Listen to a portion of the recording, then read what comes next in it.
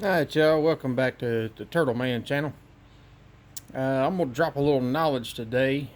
If anybody's got first gen, which there ain't too many of them out there, I'm going to drop a little knowledge.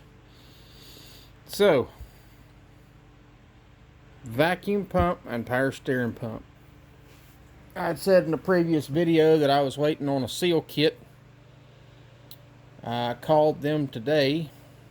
They said they will continue to be on back order because no one makes it anymore. So, I did some research. I called some people, talked to some people, did some more research, hunted some junkyards, and I have found one thing. The setup I have is no longer available anywhere. You can't get it. So, I'm going to show you what I'm talking about. Oh, first gen. Power steering pump. Smooth. Second gens have a collar that's on here that have two drive tangs in it that actually key into the back of the gear. 89 to 90 and a half, or early 91, which was the non-intercooled trucks, had this style setup. The pump presses to this and the pump rides on this. You can see it's cut offset, so it's like an eccentric. When it goes in here, you've got two little pills that go into the housing, which in turn push on the pump. And I've got two vacuum pumps. None of this is no longer available. The only thing you can get are the vacuum diaphragms themselves. You can't find the O-rings. You can't find the bearing. You can't find the pump, because apparently the dimensions on this pump were different. So the setup I have is not going to work. That's why everything's been on back order so long. And I figured they'd give me an update, and they don't. So I got to searching. Called O'Reilly's, called a few different companies. They said they can get me a power steering pump. Well, the one they got me was for a second gen. Well, it's not for a second gen, it's for a first gen. And this is where stuff gets confusing, and I blame Chrysler for this, because I know they had leftover stuff, and then they realized stuff didn't work. So, if you look at this, this bearing does not ride in the housing. It's free-floating. The only thing that centers this drive gear with the front gear case is this. So, for some reason, you have a bearing failure in the front of your power steering pump, it'll jack this sideways, and one of two things. You're going to break the front gear case, or you're going to destroy the front gear case, because this is no longer going to be held straight. It's going to start doing this. Because like I said, the only thing that holds all this stuff centered is the shaft of the power steering pump. So I assume 89, 90, 90 and a half, when they swapped over, they realized this was a problem, because there is no oiling to this. The only oil that gets to this bearing is through the hollow hole in the front of it. And if you know anything about centrifugal force, oil does not go in a hole on something that is spinning. So, this has no oil to it. The bearing overheats and goes bad. It screws up the pumps, which in turn overheats this, which lets this, it's junk. This is why you can't find it anymore. It does not work. It was a junk setup to begin with. Chrysler realized that, and they went to a second gen setup. So, that hinders me a little bit with putting the engine in. Now, I have gone ahead and I've heated the motor up again. I have gone through my hot retorque. I have lashed my valves. She's ready. I have my engine mounts, and the other day I went down to J&J High Performance, which the guy and his wife down there are awesome. He's been doing it a long time, and he hooked me up with this. So what I've got is two fittings that he machined for me that are quarter NPT straight thread.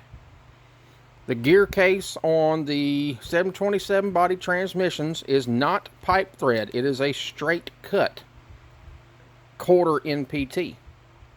So he machined these fittings for me. And I've got two -8 fittings 45 and a 90. I got 15 feet of dash 8 line, and I've got these super sweet little billet clamps to hold my two lines together. So I got my transmission lines sorted out. The hard lines are coming off the truck because they're notorious for rubbing holes in each other. I have figured out where to get a new setup, but it's going to take a minute to get here, and I've got to buy everything. And it will be a second gen setup, which will be an updated vane style vacuum pump, not two diaphragms, and it will be the updated power steering pump, which actually puts out more pressure because the second gens had a different gearbox on it. So, that being said, we are delayed a little bit. The engine's still going to go in. The only thing I can do at this point is get the truck jacked up and start working on my transmission stuff, get some other stuff cleaned up. Still, now that we got warmer weather, I can finish painting the engine bay on the truck, but that apparently is an antique now, and I should clean it and put it on the shelf because no one will ever see it again, although it's not even usable. So that's the business. And of course the power steering pump setup keys in. There's a 2-bolt flange right here that I've got taped off just to keep the mice and stuff out of it. And the guy told me there was some bracket that interferes. And I don't know if he was talking about the bottom of this throttle bracket or what exactly he was talking about. But I'm glad I've got it on a stand for mock-up. Once I finally do get the new vacuum pump, power steering pump set up, I'll be able to mount it, figure out what clears and what doesn't and what I have to trim. Either way, it's going to eliminate some problems, and it may create a few new ones, which I'm fine with. He said the factory power steering lines work, so mine are good. I'll just have to get new O-rings for them. The factory power steering pump setup had this Y in it since I've got dual diaphragms, and it had this T-fitting. This will be eliminated because the new vane style pump, vacuum pump, only has one inlet or outlet, it being vacuum. Yeah. So that's the business on it right now. Not only that, but we got rain coming, and it's kind of, you can see I ain't got no room in the shop to get the truck in here. And even if I did, these rafters are a little low to get a cherry picker up that high. So I have to work out in the driveway.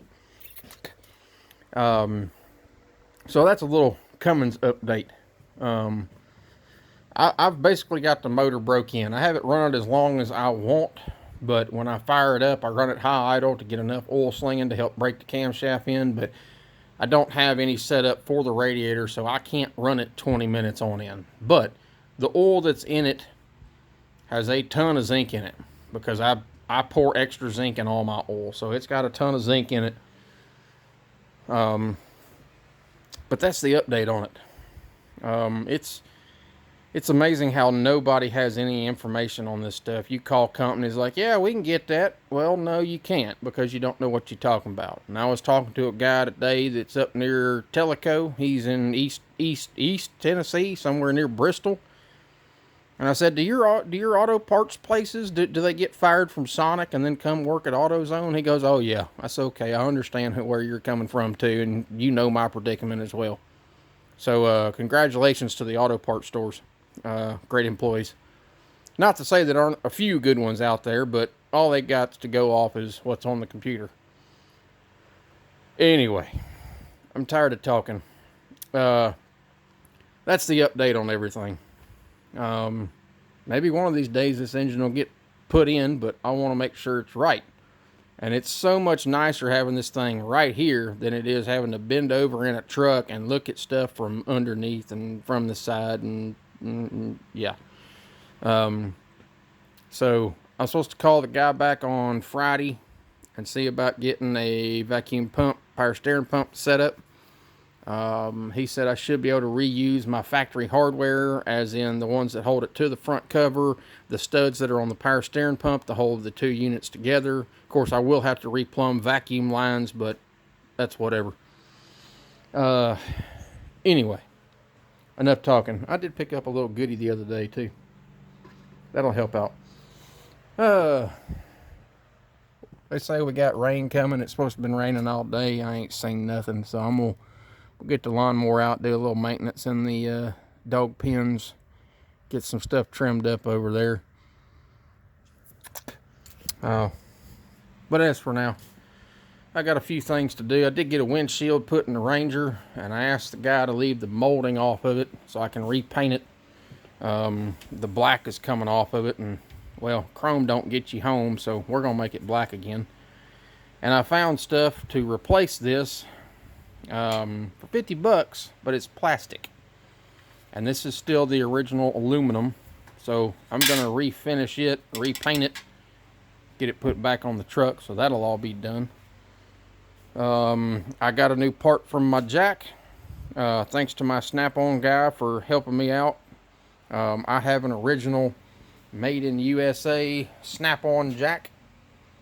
I've had it for, oh God, probably close to 20 years, to be honest with you. I know I ain't that old, but I really think I've had that close to 20 years. Lo and behold, we were still able to get American-made products to fix this thing. And I've got a problem with the cylinder. Somebody borrowed this jack and left it in the rain and filled the cylinder full of water, and yeah, we're gonna fix the jack. A few little updates around the shop. I still ain't had a chance to go coon hunting because I've had so much stuff to do. That's the update, boys. We appreciate you. Take it greasy.